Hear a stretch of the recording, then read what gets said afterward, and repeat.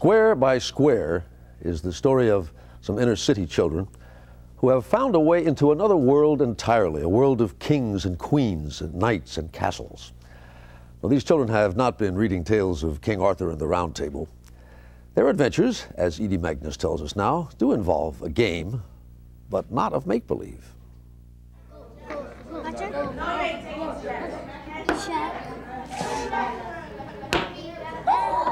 General Robert E. Lee played the game. So did Humphrey Bogart. The legendary Bobby Fischer called it a matter of delicate judgment, knowing when to punch and how to duck. I bet you I'm getting something out of it. And now at 7:30 in the morning, these students from Community Elementary School 70 in New York's South Bronx are engaged in battle. No, I wouldn't want your queen. I don't want no stupid look. Using armies of wood and plastic. Well, look for another idea. Where else could he go now?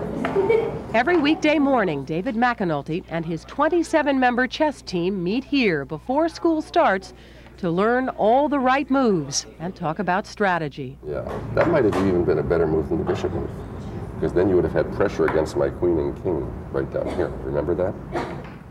Yes. Beautiful. Beautiful. Beautiful. This is one of the poorest areas in the country. The children are from a couple of the highest crime precincts in the Bronx. But they're children just like every other child. They can do anything any other child can do if they're given the opportunity. The opportunity came when David MacEnulty arrived at CES 70, courtesy of the Chess in Schools program, which lends chess instructors to inner city schools. But when the children began to play the game with great enthusiasm, Principal Sylvia Simon stole MacEnulty and hired him to teach chess full-time. Know how to deal with a new idea. We realized that we want to emphasize critical thinking and problem solving, because problem solving is something that children are going to have to use all of their lives. What is the most efficient way to checkmate this guy right now? Now MacEnulty instructs 700 students from kindergarten through 5th grade each week and rises early to run the chess club. Be careful. We tend to think of chess as a game of idle intellectuals. So how are your students so glued to it? The mind likes to create order. That's what a brain does, is it creates order. And chess is perfect for that. These children have a lot of chaos in their lives. And here's an opportunity to create order and to create it themselves, where they're the king and they're the queen. Matthew Morales and Quadro Achungpung are 11. Evan Alvarez is 5, the youngest member of the chess team. Okay. I was starting to ask you why you like chess so much. Because it's fun. And so you get more bad, so you can beat more people, so you win more trophies. You like those trophies, huh? Yeah. I just like the titles. I had these dreams one time, but I don't know if they will happen. I have a dream like to have the title of national champion. That's a great dream. I hope it comes true. The team has every reason to dream big. Though they are newcomers to chess, the children took first place in the New York City tournament, beating some of the top private schools in the city. They went on to win the New York State Championships. You see it building their self-esteem? In some cases, almost too much. Yeah, no, the kids... They're getting downright cocky? Some of them are getting a little, yeah. But it's beautiful to see. I mean, I'd much rather have that problem than a child who doesn't believe in himself or herself. I love the thrill of beating people, traveling too. Some places you never thought you'd go to, you finally go there. Like Arkansas, I never expected to go there. The team has earned a chance to compete at the National Chess Championships in Little Rock, Arkansas. Fantastic. The Nationals is not going to favor us. The Nationals is going to be very, very rough. There's going to be a lot of people with surprises for you. Before they leave, MacEnulty arranges a last strategy session taught by ranked chess masters. Bruce Pandolfini coaches Evan. Bishop to... They play a game in their heads without a board. 6. What are you attacking anything? Yeah. Here are kids who seem to have nothing else. They're not supported. They don't have private lessons. They can't afford the $100 an hour lessons that many private school kids take in doubles and triples every week. They don't have any of that. They have themselves and David MacEnulty. Do you think Mr. MacEnulty is special? Yeah.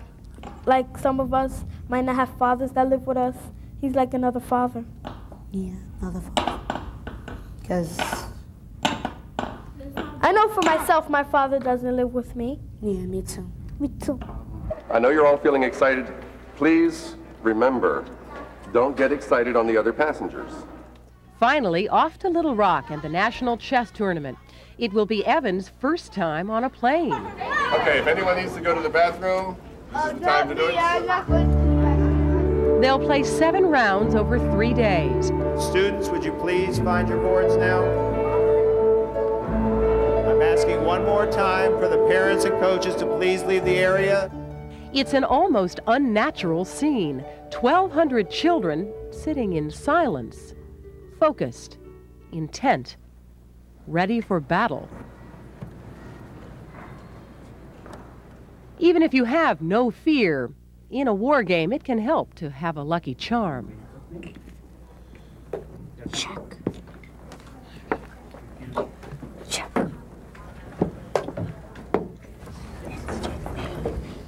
Evan wins. And the school from the Bronx is off to a strong start. Quadro and his opponent Paige are deep in concentration, intent on the game.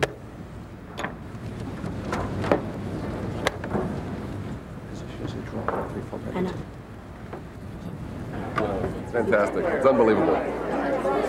However, that means the next round is going to be very rough because they're going to all be playing people who won again. It's day 2, Saturday. Anxious parents and coaches wait it out. Meanwhile, Evan plays his 4th game. Go ahead and start.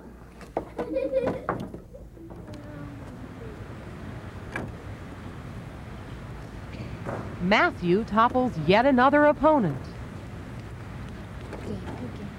Matthew. As the days and rounds pass, tension mounts for players and coaches. The students learn another lesson from chess, how to get up after defeat and go on to the next game. That's why we have a team. Right? And you're a very important part of that team. Day 3 and the last round is drawing close. I hope you guys realize that people are starting to see these shirts and worry. Matthew is high on that last win. Yeah, my last victory, I played a tactical trick. Quadro is enjoying the team's success. We're getting pretty much a lot of compliments and everything. And Evan? Evan's just happy to be here. I might win, I might lose, I might have a draw, so it doesn't really matter. Checkmate. Good game. Once again, Quadro is embroiled in a slow and thoughtful match. The game is a draw. Very good play, though, you guys. MacEnulty anxiously tallies scores as the final results come in. It's a little bit of a disappointment. We were in first place from the first round all the way up to the last round. Oh, yeah, that's right. Oh. And we're in 4th at the end of the last round. Evan Alvarez!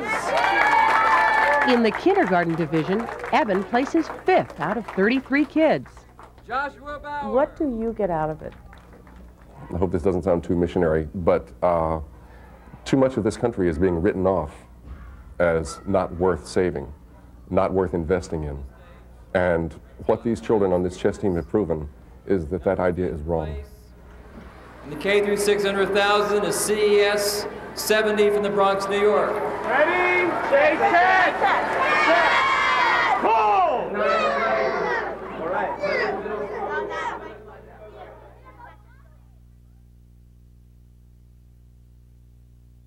As the official airline of the 1996 Olympic Games, Delta has created an event just for business travelers, the International Dash. With 4,900 daily flights to 300 cities, we'll fly you to the business world with a schedule that's as full as yours. And we don't do it so we can finish first. We do it so you can. Delta Airlines.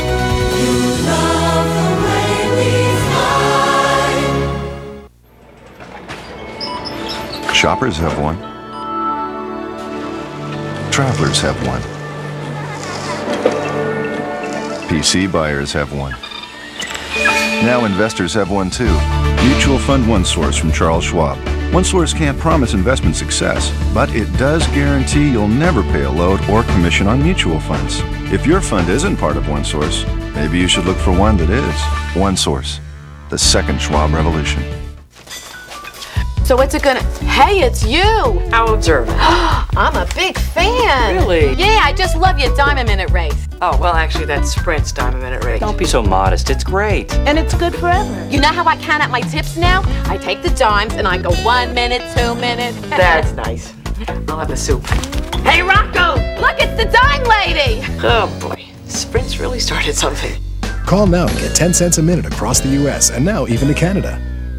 Way down upon das Van Leeuwen River. Far, far away. The world is training for the Olympic Games in Atlanta. You are not just whistling Dixie. You are not just whistling Dixie. Howdy, y'all. Please pass me a grit, please. I do declare. Luckily, there's only one thing they need to say. I have Visa. You? Visa, the only card accepted at the 1996 Olympic Games in Atlanta. You're welcome back. No, oh, wait a minute. That's a tricky one, no? On 60 Minutes this evening, an interview it looked as if, for a time, you might not be allowed to see. Mike Wallace talks with that tobacco company executive. We leave you this morning in a couple of corners of the very cold state of Montana. Out of the big sky into a part of Montana that touches Idaho, snow is falling. And more snow later in a part of Montana that touches Wyoming. It really is a big sky in these parts.